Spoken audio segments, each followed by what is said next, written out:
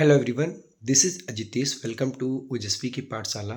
हम लोग कवर कर रहे हैं वोकैब की पाठशाला सीरीज़ को, और जिसमें वर्ड ऑफ द डे में आज का जो हमारा बहुत प्यारा वर्ड है एक्कोलेट। देखो, एक्कोलेट क्या होता है? इसकी अगर हम पार्ट्स ऑफ स्पीच की बात करें तो इसको हम एज अ नाउन यूज करते हैं, और इसकी अगर मीनिंग की बात करें तो इसका जो मीनिंग है वो प्रेज, ऑनर और अवार्ड के सेंस में यूज होता है। प्रेज की अगर हम बात करें तो प्रशंसा, और ऑनर की अगर हम बात करें तो सम्मान, और अवार्ड की बात करें तो पुरस्कार। ठीक है ना? तो आइए जानते हैं इसके कुछ सिनोनिम। देखो, प्रेज तो हम सबको पता है, ठीक है ना? और ऑनर भी सबको पता है, सम्मान, अवार्ड जानते ही हैं। और देखिए, अगर अवार्ड की बात करें तो अवार्ड और रिवार्ड में अगर आपको डिफरेंस पता है तो प्लीज़ मुझे कमेंट सेक्शन में कमेंट करके ज़रूर बताइएगा, ठीक है ना?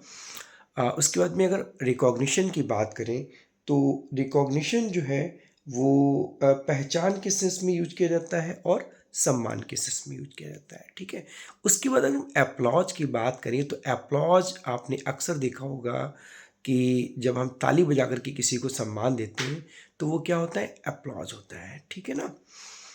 कमेंडेशन, कमेंडेशन की अगर हम बात करें तो कमेंडेशन भी हम प्रशंसा के सेंस में यूज करते हैं।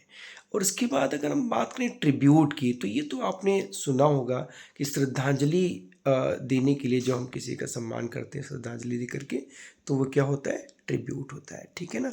डिस्टिंक्शन की अगर हम बात करें तो डिस्टिंक्शन जो है आपने देखा होगा कि जब हमें रिज़ल्ट मिलता है तो जो विशेष योग्यता होती है, जो हमें नंबर मिलते हैं, अक्सर यूपी बोर्ड में आपने देखा होगा जिसके 75 मार्क्स आते हैं या 75 से ऊपर, तो उसकी सब्जेक्ट में डी लिखा होता है। तो मतलब विशेष योग्यता जो होती है, जो विशेष सम्मान होता है, उसके लिए डिस्टिंक्शन का यूज़ किया जाता है। ग्लोरी का मतलब आपको पता ही है, सम्मान होता है। क्रेडिट भी आप जानते हैं, किसी को क्रेडिट देना। उसके बाद अगर हम स्टीम की बात करें तो स्टीम भी आदर के सेंस में यूज होता है। और रेनाउन भी जो है हम प्रशंसा के सेंस में इसको यूज करते हैं, ठीक है ना। एप्रिसिएशन भी तारीफ में यूज करते हैं। अगर हम इसके एंटोनिम की बात करें तो एंटोनिम में आपका क्रिटिसिज्म हो जाता है, ठीक है ना। कंडेमनेशन हो जाता है, निंदा करना, ब्लेम, किसी पर ब्लेम लगाना। और सेंस्योर की अगर हम बात करें तो सेंस्योर और सेंसर हमने जो है शॉर्ट वीडियो में कवर किया था। अगर आपने देखा होगा तो आपको याद होगा कि किसी की निंदा करना, किसी की आलोचना करना जो है वो सेंस्योर होता है। अक्सर पॉलिटिकल लीडर्स में इसका यूज होता है। कंटेम्प्ट, किसी की निंदा करना, ठीक है ना, कंटेम्प्ट होता है। अगर हम इसके एग्जाम्पल्स की बात करें तो एग्जाम्पल आपका है, she got many accolades for her performance, यानी कि उसने बहुत सारे जो है अपनी परफॉर्मेंस में अवार्ड पाए हैं, ठीक है ना, सम्मान पाए हैं, ठीक है। The audience showed accolades on YouTuber. Audience ने क्या किया? जो यूट्यूबर है, हम किसी भी यूट्यूबर को ले सकते हैं, मैंने तो यहाँ फिर सिर्फ यूट्यूबर लिख दिया है। क्या किया उसने? जो ऑडियंस है उसने यूट्यूबर की बहुत तारीफ की, ठीक है ना। मतलब जो है उसकी बहुत प्रशंसा की, ठीक है। उसके बाद कुछ आपके लिए इंपॉर्टेंट ईडियम्स मैंने यहाँ पर दे रखे हैं, जैसे पैट ऑन द बैक। अक्सर आपने देखा होगा कि जब हम किसी की पीठ थपथपाते हैं, तो जब पीठ थपथपाते हैं तो इसका मतलब क्या करते हैं? उसको शाबाशी देते हैं। तो शाबाशी देने के सेंस में यूज करते हैं pat on the back.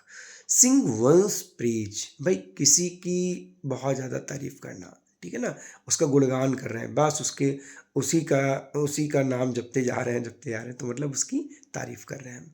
Feather in once cap board exam के लिए बहुत इंपॉर्टेंट है, हालांकि कॉम्पिटिटिव एग्जाम में भी पूछा जाता है।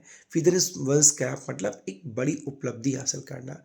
Make a name for one self, नाम कमाना, ठीक है। तो ये कुछ इंपॉर्टेंट ईडियम्स एंड फ्रेजेस थे एक्कोलेट से रिलेटेड, ठीक है ना। वीडियो अगर आपको अच्छा लगा हो तो प्लीज़ लाइक और शेयर करना बिल्कुल ना भूलें, और चैनल पर अगर आप नए हैं तो सब्सक्राइब कीजिए ओजस्वी की पाठशाला को। मिलते हैं फिर एक नए वर्ड के साथ में, तब तक के लिए थैंक्स फॉर वॉचिंग।